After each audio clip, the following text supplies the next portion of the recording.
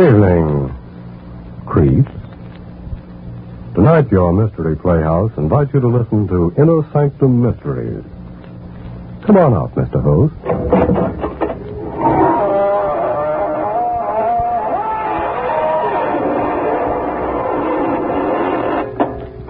Good evening, friends of the Inner Sanctum.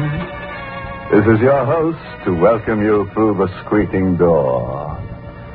Well, been shopping around for a nice case of murder? Of course you have. And you've come to the right place because the characters on this program simply kill themselves to keep you amused. Why, only the other day we were accused of making murder our business. But we wouldn't do that, friend. Oh, no. Because that would be mixing business with pleasure. And we consider it a pleasure to give some stiff the business.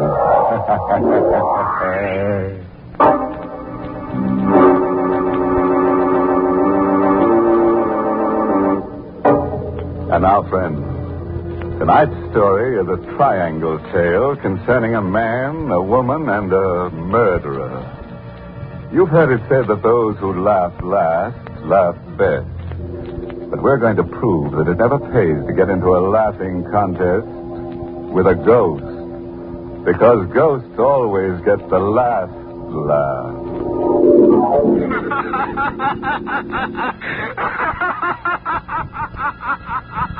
I know he's dead. His body's been in the grave for weeks. Yet, although I tell myself it's impossible, I can hear him laugh. That raucous, mocking sound haunts me. Same laugh I heard for the first time in the courtroom. He had never laughed during all the weeks of the trial. Never even smiled. This day, when he came before me for sentencing. John Spencer, you have been found guilty of murder in the first degree. You wish to make a statement before sentence is imposed? I killed Hicks. I'm willing to admit it now. But he was no good. He got just what he deserved. And everybody knows it. I'm not a killer. I never committed a crime before. And all I ask now is a chance. John Spencer, the jury took all that into consideration when it recommended life imprisonment. However, I have the power to ignore that recommendation. It is my firm conviction that to allow one man to take the law into his own hands is to encourage others to do likewise. I therefore override the recommendation of the jury and sentence you to be hung by the neck until dead. No. Judge, please. I've got a girl. We were going to be married. All I ask is to live so I can see her once in a while. You should have thought of that before you committed murder. It's easy for you to tell me what I should have done. But you won't always be on top. Maybe someday you'll be down here where I am. When that happens, I hope they throw the book at you just like you're doing to me. Bailiff, remove the prisoner. Won't I be laughing when that happens? Wherever I am, I'll be laughing fit to burst.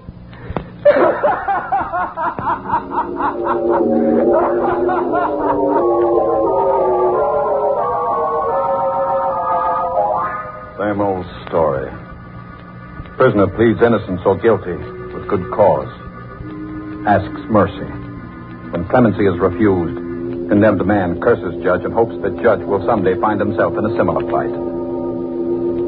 Spencer's outburst failed to move me in the slightest. I'd heard it many times before. I went home to forget about the Spencer case.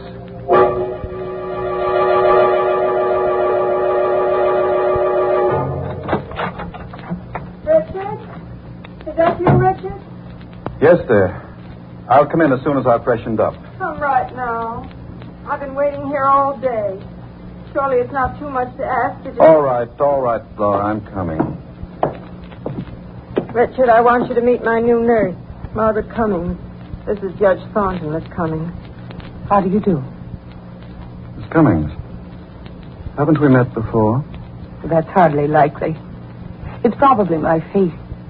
It's so ordinary. On the contrary, Miss Cummings.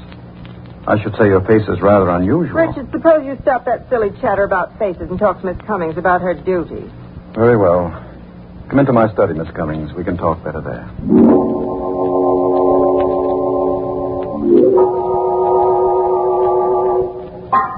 Sit down, please. There's not much to say, really. In the first place, my wife's heart condition isn't really dangerous. Yes, I gathered that from Dr. Fletcher. Oh, he told you about my wife, eh? Oh, yes. You're a professional person, nurse, and I believe in frankness. It makes things easier. My wife is 11 years my senior, getting on past middle age. She is a bit worried. Not that I give her any grounds for it. Jealous. You understand? Perfectly. She's not an easy person to get along with. You'll have to humor her. I'll do my best. And, Miss Cummings. Yes. I was just wondering where it was that I saw you before. Escapes me. You know, Miss Cummings, your face is rather haunting.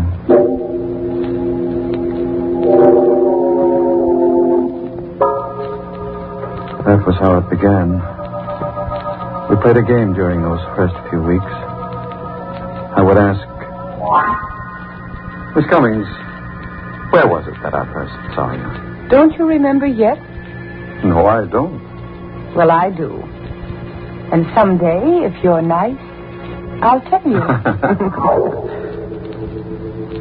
We would laugh together. Having the girl in the house made me feel young again. But it didn't last. It ended one evening in Laura's room. Richard, Yes, dear. put down that newspaper. I want to talk to you. I'm listening. Don't you think you're going a bit too far, Richard? Too far? What do you mean? I mean Miss Cummings. Oh. I won't stand for it. I won't allow you to disgrace me in my own home with a woman who's little more than a servant. Oh, Laura, for heaven's sake. I may be a bedridden invalid, but there is a limit. You're jumping to ridiculous conclusions, Laura. Ridiculous, am I? I suppose you'll deny you're in love with Miss Cummings, that you've been carrying on with her right under my nose. Certainly I'll deny it. I've got eyes, Richard. I've seen you two whispering together. I've watched how you look. Oh, you're talking utter nonsense. There's nothing between me and Miss Cummings. Nothing? Nothing. Absolutely nothing. Well, then, I'll give you a chance to prove what you say. I don't want Miss Cummings here. Dismiss her. You want me to dismiss her? Yes, Richard. I do.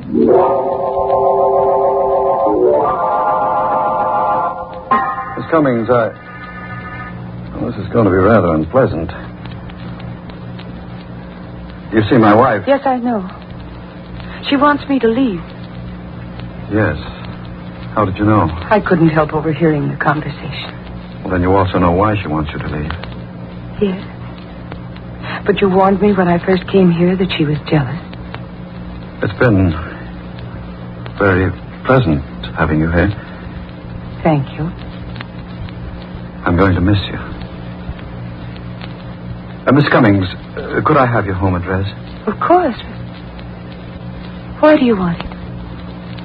I hope you won't think me presumptuous, but, well, perhaps we might be able to see each other. Would that be wise? No, it wouldn't be wise. But I might as well face it. I couldn't hide it from Laura, and now I can't hide it from myself. I love you, Miss Cummings.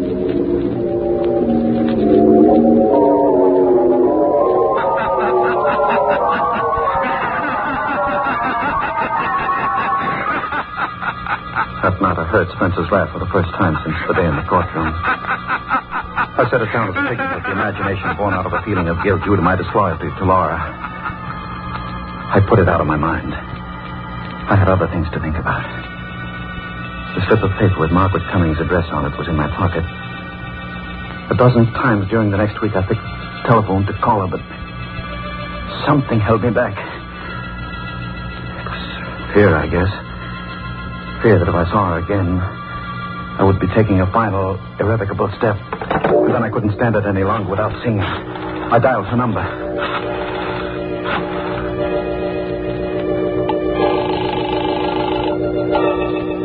Hello? Is that you, Margaret? Yes, who is this? This is Richard. Richard. Judge Thornton. Oh, hello. How are you? It's been so long I thought you'd forgotten me. There's little chance of that. Could I see you tonight, Margaret? Why, yes, of course. Come over as soon as you like.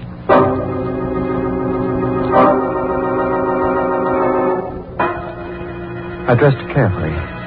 Examining myself in the mirror, I saw a tall man, still on the right side of 50. Still trim in figure and distinguished in appearance. When I got to Margaret's apartment, my heart was beating fast. Like a boy on his first date. Somehow, I don't know quite how it happened. She was in my arms. I was kissing her. Oh, Richard. My darling. Oh, no, we're being foolish. Sit down, darling. Here, beside me. Like this? That's perfect. Margaret. Would you marry me? Mary, you can't be serious. I was never more in earnest in my life. Aren't you forgetting a little detail? No, I'm not forgetting about Laura. She has a weak heart. She may die. And if she does... I wouldn't count on it. Your wife takes very good care of herself. She may live to be 100. But if she should die, would you marry me? I don't know. It's not fair to ask me now. Not while your wife is still alive. Ask me later.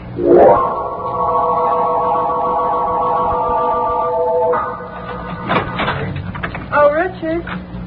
You have a pleasant evening at the club?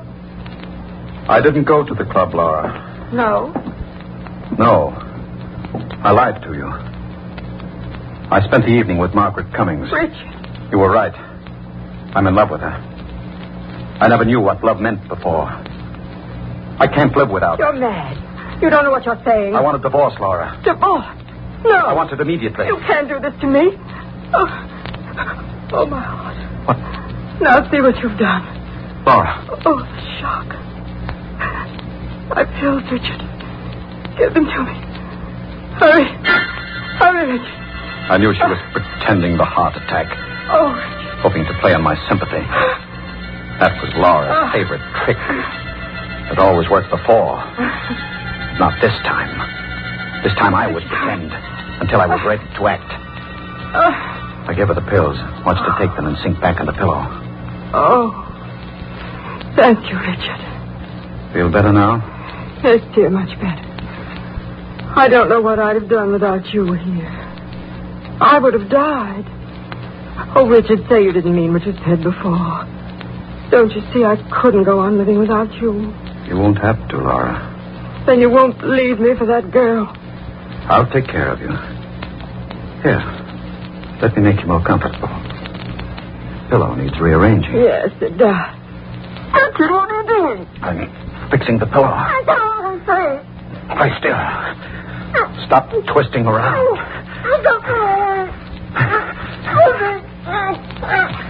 This is much different from a heart attack.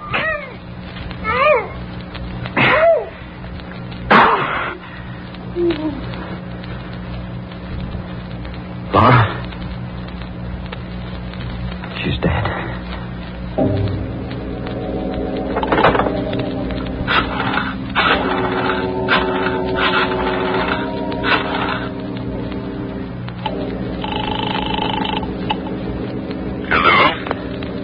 Dr. Fletcher? Yes?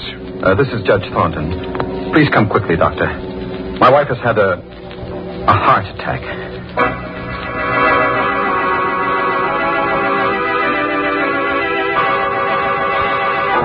It happened during an argument.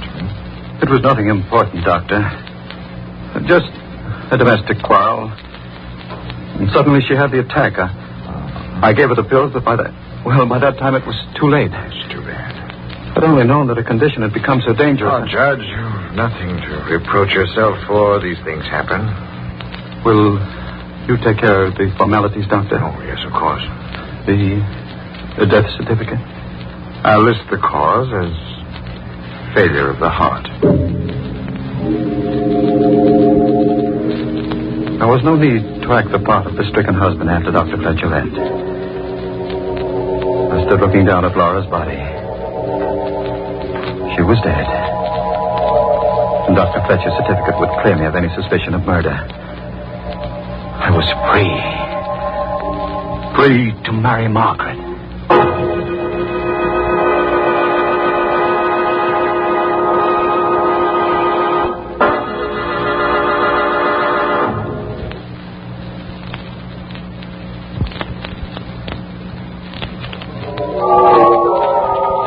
I walked to Margaret's apartment that night.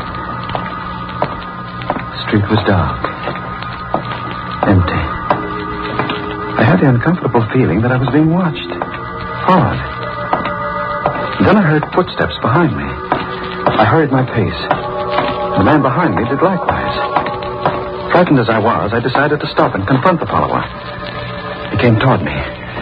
His face and figure shadowy in the dark. What do you want? Why are you following me? You ought to know, Judge Thornton. Who are you? Come closer so I can... Spencer. John Spencer. It can't be. You're dead. Dead, am I? Well, you ought to know, Judge.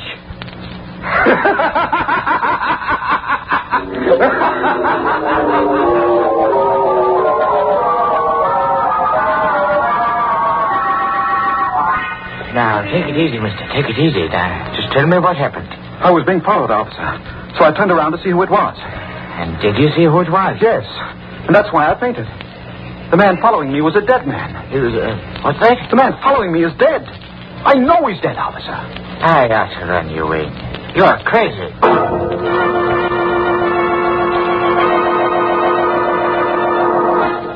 I had intended to tell Margaret that Laura was dead. I meant to ask her to marry me. But the encounter on the street drove those thoughts out of my mind.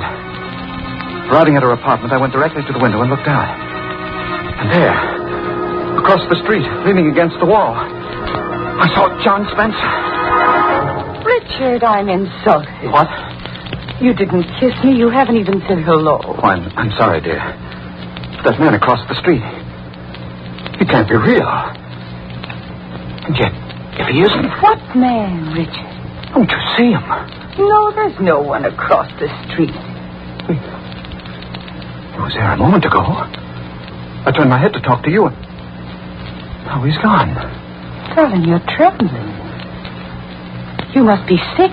Don't look at me like that. Richard, what's the matter? I guess I am sick. I'd better go and have a talk with Dr. Fletcher.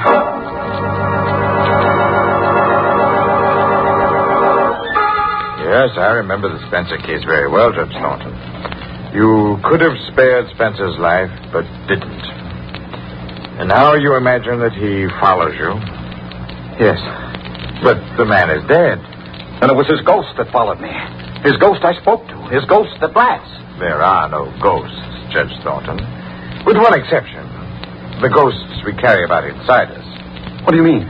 Well, these things you hear and see, these are hallucinations brought on by feelings of guilt. Spencer's been dead for weeks. So the question is, why should you experience guilt feelings at this late date? I don't know. Well, psychiatry has an explanation. Quite often in such cases, one refuses to face the guilt object and transfers his guilt feelings to some other person. What are you driving at? I'm suggesting that your guilt feelings are not caused by the Spencer incident. And I'm going to ask you a blunt question. Did you murder your wife? Why, of all the idiots... Now, just a moment, Judge. Just a moment. I've been rather uneasy about the circumstances of Mrs. Thornton's death. But you yourself diagnosed it as a heart attack. I accepted what you told me that night. A superficial examination of the body did indicate such a conclusion, yes, but your wife's cardiac condition was mild. Now, your guilt feelings lead me to suspect... This murder talk is ridiculous. Were there any signs of struggle, any marks of violence? Of course not. Mrs. Thornton might have been suffocated. Oh, nonsense. Perhaps. At any rate, I intend to recommend to the coroner that an autopsy be performed. An autopsy? Yes, it would determine whether or not death was due to suffocation. You should have no objection if I am mistaken. You meddling fool. Judge Thornton, put down that paper. You were so clever. Stay away from me. I've gone too far now to stop at another.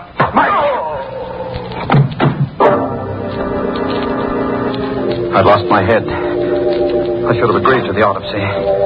That would have given me a day or two in which to plan my escape. But now, as things were, it would be only a matter of hours before Fletcher's body was discovered. My thoughts twisted and turned in panic. Maybe someday you'll be down here where I am. Won't I be laughing when that happens? Wherever I am, I'll be laughing fit to bust.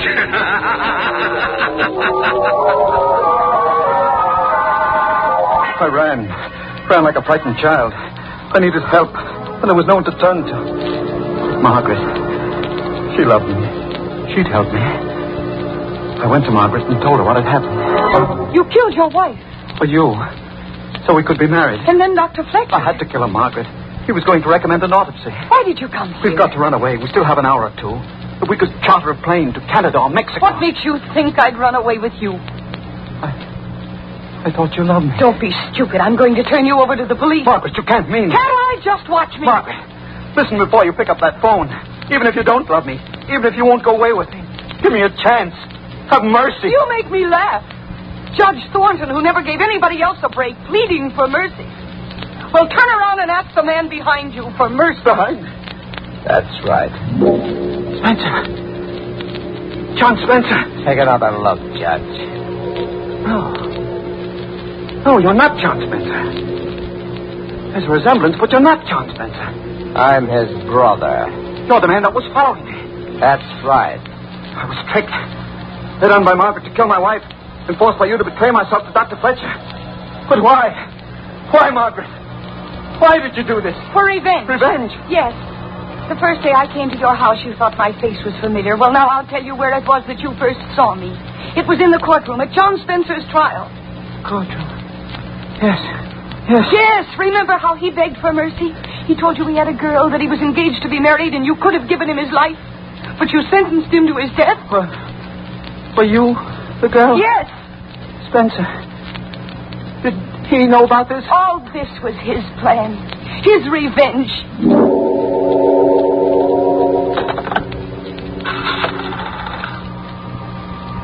Hello, operator. Give me police headquarters. I want to report a murder. Yes, that's right, a murder. Tell them it's very important to get here as soon as they can. I'm waiting now for the police to come. For the trial. For the sentence, which I know will be death. As I wait, my thoughts go back to the courtroom. You won't always be on top. Maybe someday you'll be down here where I am. And when that happens, I'll be laughing.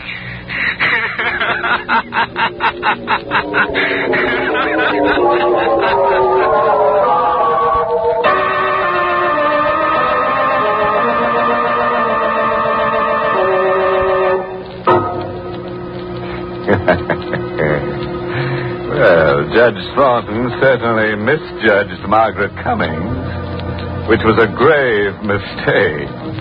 Why, he didn't have the ghost of a chance with her. She double-crossed him right into the graveyard. Oh, a word of caution. If you must commit a murder, be sure to select the proper weapon. I suggest a sharp-edged axe, because it provides you with a handy alibi. When the police want to know why you did it, you can claim the killing was accidental.